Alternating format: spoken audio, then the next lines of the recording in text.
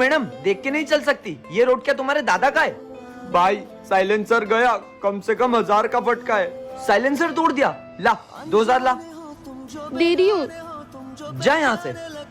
Uncle, आपको पता है जब मैं शहर में आ रही थी तो 2 लफंगों ने मेरे पैसे लूट लिए। बेटा तू टेंशन मत ले, मेरा बेटा आ रहा है, वो इस शहर में सबको जानता है, वो तेरी मदद जरूर कर देगा। अरे मेरा बेटा आ गया। बेटा। हाँ पापा।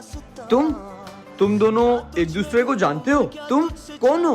बेटा ये मेरे बचपन के दोस्त की लड़की है, आज ही शहर आई है और कुछ लफंगों ने इसके पैसे छीन लिए। तू देख तो जरा। और बेटा सुन, वो लफंगे जहाँ भी मिले उसे मार मार के उसकी खाल उधेड़ देना।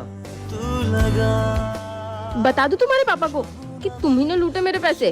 अच्छा सॉरी। चल पैसे निकाल। वो तो मैंने पार्टी में उड़ा दिए, फिर कभी ले लेना।